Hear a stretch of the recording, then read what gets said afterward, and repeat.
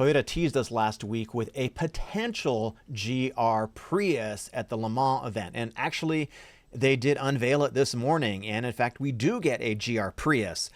But it's not exactly what I was hoping for. Let's dig into this. Apologies if you hear noise in the background. So this is the special edition. It is the Prius 24-hour Le Mans Centennial GR Edition. So this is not a production car, and they did promise us a prototype. So that's what we got. So let's take a look at this. So they're calling this a concept vehicle. So that kind of gives you a sense of where this is coming from. And sometimes concept vehicles actually do turn into production cars, and we already have a production Prius, so I'm still holding out a little bit of hope for this, and let's see where this would fit in. So this is a very good looking body kit, essentially. I'm going to throw some photos up on screen here so we can take a look at it. So this is probably the best looking Prius I've actually ever seen. So it looks like we have a carbon fiber hood, but what we have that is more functional here is just starting at the top of the bumper here. We have an inlet and opening here where there isn't one in the standard Prius. I think this is for airflow. And below, in the lower part of the bumper, we have a much bigger opening, and this is obviously for additional airflow. Now, we don't know anything about the engine, the powertrain, if there's any changes to it. These were not mentioned in their press release. So primarily what we have is aero bits here. So we have some canards on the front. These are designed to improve stability and also improve increased downforce on the front nose of the car. We also have a front splitter, which also is designed to increase downforce on the front of the car. And these wheel arches, I don't believe these are factory. We have some plastic wheel arches here too that actually look pretty cool. And they supposedly, I think, well, not supposedly, they would see how the wheels are a little bit wider here. These are going to just provide a little bit more airflow around the wheels so the wheels themselves don't impede the air. We also have a valance side skirt down here too. In the rear, you can see we've obviously got some sort of raised tie-in here, some sort of sponsorship. So these over fenders here, over the rear fenders, these sort of flow into the rear. So we've got a lower valance down here in the back. These are obviously computer generated images, but you can see what's going on here. We still have a tiny little exhaust pipe over here.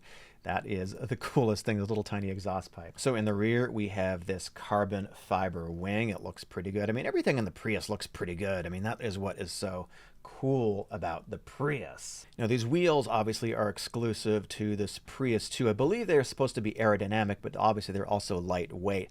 Now, the brakes, I'm not too sure that these are much of an upgrade over the current Prius, but again, this is just a prototype car. It looks like they put this together fairly quickly, in my opinion. And here we can sort of see it out on the racetrack. We see the whole impression of the entire vehicle with the lightweight carbon fiber hood, with the air down. We've also got an air intake over here too, which I would think would be for brakes, even though those brakes look a little bit small. Very aggressive rear end here with this lower diffuser and a pretty cool side view. Cat GPT has joined the video here. This is an AI by walking on the keyboard. So what Toyota is doing is they are exploring alternative fuels for their racing vehicles. And obviously when you're dealing with something that is in racing, a lot of that sometimes makes it down to the consumer at the end of the day, because we are undergoing this transition into the electric world, and Toyota is exploring alternative fuels. And part of that, I think, is going to be perhaps something with the Prius in the future, but we know that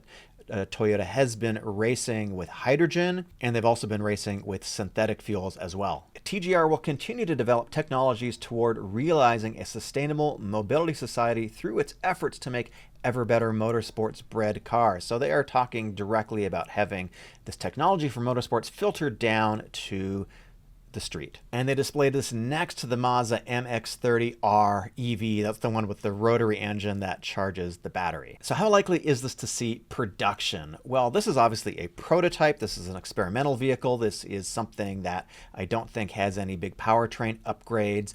And we already know that in Japan, you can get GR parts or TRD parts for your Toyota vehicles, including the Prius. So I think some of this might actually make its way into the TRD lineup, the GR lineup, so you can purchase the stuff aftermarket. In terms of a production vehicle, I don't think we're going to see anything right now, but this is a way of gauging public interest. That's what concept vehicles are for. If this is something that moves you, let Toyota know. You can like this video, you can make a comment on it. You can also reach out to Toyota on their social media and just let them know, hey, this is something cool. I would be interested in seeing this for the street. It certainly tells me a lot and validates my opinion that having driven this vehicle, this has got really good bones. It's got a really good chassis. This is something that you could actually put suspension on, and they actually do have some track suspension on this, although they don't discuss the specifics, but you could put your own suspension on it and go canyon carving to your heart's content with a pretty good car that's going to get you really good MPG during the week and have a little bit of fun in the canyons, especially with the plug-in hybrid version, the Prime. It's 220 horsepower. It's not fast, but it's definitely not slow. Now on Thursday, June 8th, Lexus is going to be unveiling the brand new GX and the TX, and I'm going to be there in Austin. I don't know if I'll be able to live stream, but I'm going to give it a shot, but I'll certainly have some video right after the event for you guys you can check it out. So they've actually sort of already unveiled this to some degree. We don't have any information about power plant or powertrains. I'll give you my speculation in just a second for this. This is GX, and I'm actually surprised they're showing this much of it up front. This is a much more muscular looking front end, and look at these fenders here too. This whole hood design with these sort of big pieces over here that are sort of going over the fenders, and then we have this lower piece in the hood that sort of slopes down, and so this is giving it a real aggressive kind of chunky vibe that a little bit reminds me of the Tacoma, although not exactly. We have a big Lexus badge over here, and we've got these little squinty sort of headlights here, which is something that Lexus has been doing. They've sort of been going with the little Lexus squint. They've been making the headlights smaller and a little more angular, and this has a real angular kind of look. And also up front, we have what appears to be a new variation of the spindle grille. It still has that spindle sort of shape, which is sort of a trapezoid pattern, which is wide on the bottom and sort of narrow on the top. But now we have this lower insert, which is kind of coming up into the spindle grille. Now we don't have a lot of other cues, a lot of other styling cues here, but we can see it does look sort of big and chunky. And so this is going to be their big off-road SUV. I'm going to have a lot more details about that on Thursday, and also the TX. Now the TX is going to be a 3-row SUV that is based on the Grand Highlander that was just debuted in Hawaii. I've got a couple videos on the Grand Highlander I'll link in the description. We're not really sure what the powertrains are likely going to be, but we know that they are introducing this most likely with a couple different powertrains, as Lexus tends to do. On the Grand Highlander, we had a 2.4 liter gas engine, a turbo engine without electrification. Then they have a hybrid version, a 2.5 liter. This is the Grand Highlander. And then they have the hybrid max version, which I think has over 300 horsepower and 400 pound-feet of torque. I forget the exact numbers right now.